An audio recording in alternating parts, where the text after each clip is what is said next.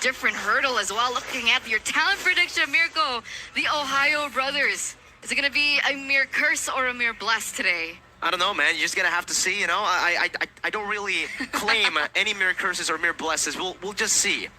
I'm just gonna say, Ducky told me yesterday at the lobby, don't predict us. So. All right, how convenient. But ladies and gentlemen, let's welcome you to the opening match of MPLI 2023. From the Philippines, we have APBREN, and all the way from North America, we have the Ohio brothers. So let's get straight into the land of dawn.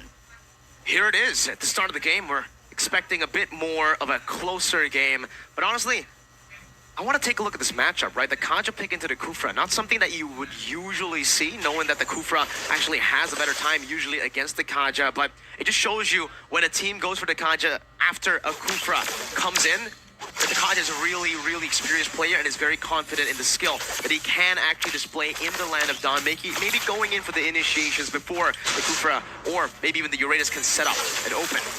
We're already seeing some aggression here from TOB early on, getting that Lethal Wanderer. A small win, but it's a win that is quite expected for a Guinevere in the jungle. Super fast clear on top of the crazy changes in the patch to that knockup, now instant. Now, we were talking about Phobias being a really good issue or a good point for the Ohio brothers to utilize against APBREN. In the laning phase, a Uranus and a Phobias. What is that going to look like? Well, wait a minute, best player one. That's some damage, best player one, just getting to lead in the first minute of the game. You need lockdown. Once you get that, Nolan is free. And that's Nolan for you. Early game pressure, really good ganking potential, and that damage. Even despite the nerfs coming through, I do feel like this early game is still something to be afraid of. And for the moment, we aren't actually seeing the Phobias being a big issue just yet, especially in the first 5 minutes of the game. Not at all, man. We need to see level 4. That's the power spike for this, for both actually the Guinevere and the Phobias, but mainly the Phobias, right? For Guinevere as well, you'd expect some sorts of more survivability. There's a bouncing ball in the mid lane just to stop Super Shark, and that's more mid prio for APBREN, setting up for the turtle, but best player one is already holding it down, resetting it, and not letting APBREN get their hands on it. Let's see what goes on here right now. APBREN still holding the economy lead. In terms of level, Kyle TZ does have a little bit of an advantage over the Guinevere, over best player one. So it doesn't look like the Ohio brothers actually want to commit onto the turtle just yet. But either to APBREN, they're looking for some pressure in the mid side before they just yet. But either to APBREN, they're looking for some pressure in the mid side before they start setting up. We haven't seen a lot of competitive, tournaments right after the patch. This is probably the first one, the first actual real international tournament after the patch. And this is why we're already seeing it delayed. Ogwen, Tyrus Revenge, and the Tyrus Rage connecting on the Super Shark, who's now forced to flicker out. Kaltizi burns the Fracture. And APBREN get a big W here against the Roamer. Best player one rotating down as well. Mielo has the damage, and that's going to be the Violent Requiem locking down one, but the Netherrealm saves Ogun for a bit. There's some dive as well from Flapteezy. Mielo's taken super, super low, unable to use the Demonic Force, and under the turret now locked down with Divine Judgment. Flapteezy looking for that kill, and he actually does get it with the help of Ogwen. It's 1 for 1, but APBREN secured a neutral objective. Looks like they're looking for more here. I don't think they should at the moment. Whoa! But it's going to be Super Marco taken out 1v1. What happened? That is something that we don't see a lot. Super Marco getting solo killed up top by Zia. How? I'm thinking about it. I'm trying to wrap my head around what exactly happened, because in theory, I would say that Super Marco would have a little bit of an edge, especially now that he's level 6. He has the Blazing Duet to jump in and jump out of situations, but I wish we could see a replay of that particular lane. Looking at how it happened, up top in the map, it looked like Super Marco just went for a very, very deep dive and had to pay the price for it. So overconfidence? Overcommitment, definitely. Fracture now from Super. Oh my God! Just deleted off the land of Dawn once again. That Fracture, disgusting. That's Super Shark of all of the players as well. That's their roamer that gets instantly taken out by APBREN, and this is it. The Ohio brothers, they need to think about their game plan. What would were they going for with this particular strategy, right? With Novaria, with the Phoveus, do you think that they should play a little bit more passively in the early stage, play for that late game, and buy some time, especially realizing that up until this point, Kaltizi, there hasn't been any counter towards him? On paper, that's definitely what they're trying to do, right? They're looking for that mid-game power spike that's bounce ahead at this point, because even though APBREN have been able to win a lot of the early skirmishes, especially around the neutral objective, TOB have been trading really well with Zia, getting a solo kill up top, and now TOB putting the pressure on, giving Zia so much more room, so much more space. He got a few good hits on that turret plating, and now clears out the wave as well. Let's see. It's only been 5 minutes. Can you imagine? Zaya already actually munching out on that turret in the top side. Phew. He's trying to defend it for his life, but he can't. They gotta let it go. So in this exchange, APBREN, they lose that gold lane, but in the middle, Has to burn Flicker, and that's going to be the jump again with the Requiem comboed in. NetherRealm still ready, but it's going to be used up in the last second. Oquim gets popped and pulled out of the NetherRealm, and that's another kill going to TOB for free. they're putting out a really good show right now. The Ohio brothers, I mean, I think everyone watching, the audience as well, they were expecting this to be a landslide for APBREN. I mean, this is the tournament favorites, the champions of MPLPH. And the Ohio brothers, you can call them a dark horse, and yet this is the performance that we're seeing from them. APBREN, it looks like they need to find more things elsewhere. They need to look for a trade here, or they just need to take it even slower. But if they do that, take it slower, even slower, they're going to risk a lot of the mid-game power spike, a lot of the mid-game pressure going to the hands on TOB.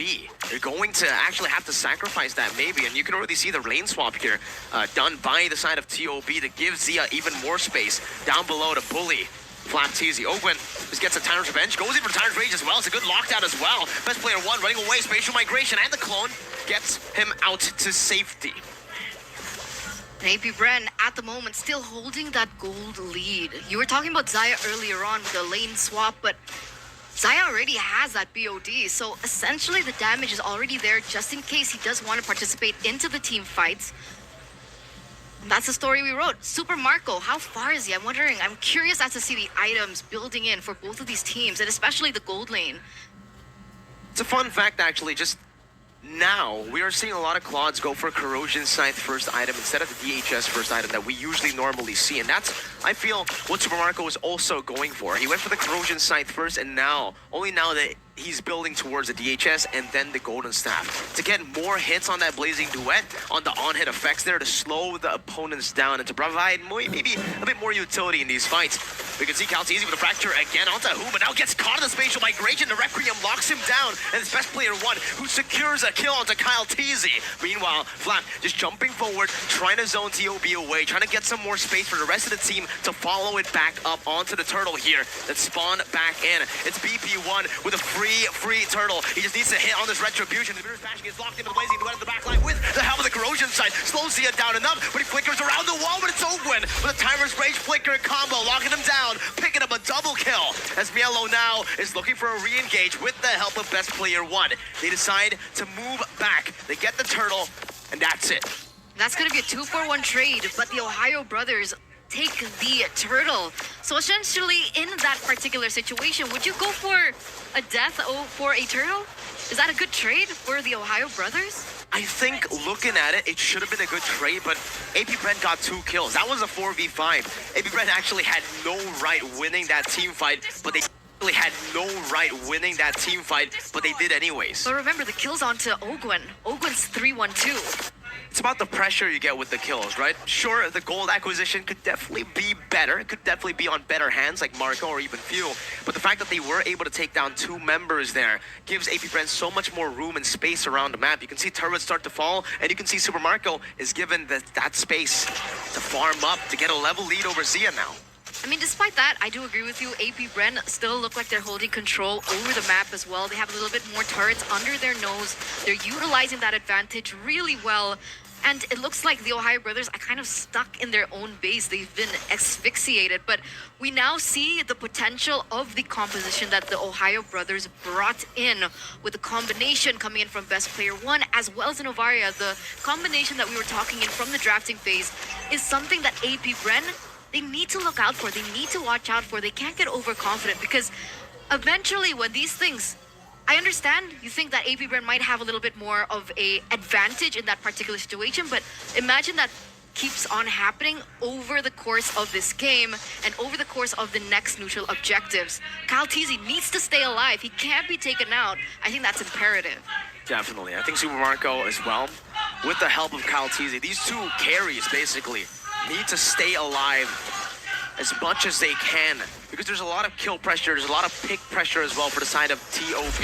They can look for it, and this is exactly it, the Flicker Divine Judgment, but it's only on to Flap Teasy, who has a lot of help with the Consecration and another realm already, but that's two big resources burned out. APBREN have baited out the Demonic Force, and Kyle Teasy is already on the Lord. That's a big resource burnt out as well. Phew. Jumps in with the Shadow Stampede, brings Super Shark back, but it's a free Lord over to APBREN, who are playing this game perfectly from the mid-game onwards. Wow, 5,000 gold lead for APBREN as well. So despite all the little wins that the Ohio brothers have actually been able to amount to, they have still not been able to gain control of the game here 10 minutes in. And remember, ladies and gentlemen, for those of you at home watching, don't forget to name this hero. Who is this? Because if you guess it correctly, you guys get a chance to win 4,000 diamonds. I can't answer that.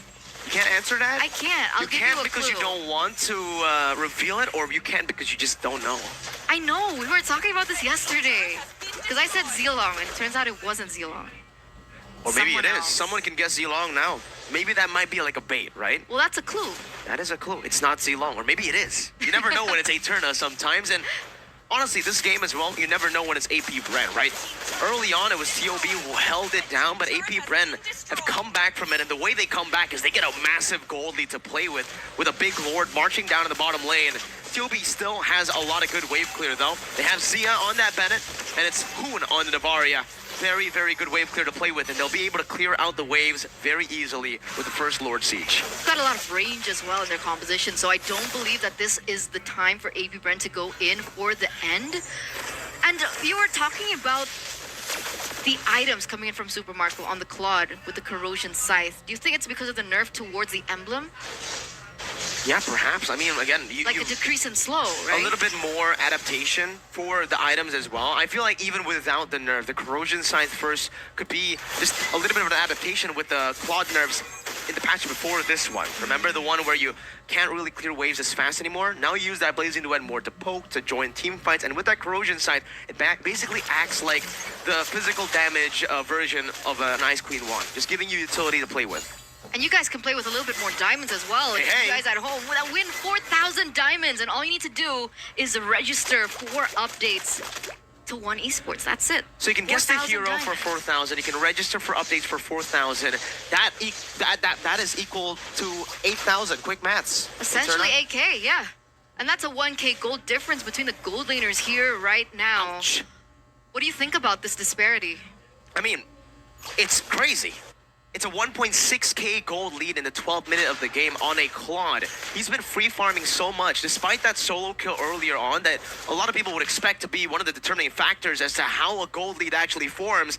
No, Super Marco has been given so much space, he's actually a level ahead as well. And with that Windtalker, now all he needs is a Wind of Nature, and he's already building towards. And heck, he might even go for a Sea Halberd instead of the Wind of Nature. With that being said, is there no possibility, no scenario that best player one can be the one to take him down? There's a chance. Ogun with the conceal looking for the play in the bottom lane. The whole team is rotating down with the conceal. Oh! Ogun misses the Tyrant's Revenge flicker combo. Zia dashes out now. The team is there to help him out, but he already used the flicker earlier. That's the Astral Echo coming down. Super Shark flickering forward just to buy a little bit more space. As Zia is still kiting back, but look at that Nolan jumping to the black. That's a fracture to take Zia down, but the Demonic Force follows through as well. That's a double kill from the Nolan. With the help of the NetherRealm, he stays intact, and it's only Mielo left to defend. 1v5. Mielo gets taken down by Super Marco, and it's a wipeout for APBREN. Wiped out straight into the first match of MPLI 2023. Ladies and gentlemen, this is what makes champions. This is what gave them the championship back at MPLPH, and they're looking for the end. 14 minutes. A convincing win from APBREN despite a lot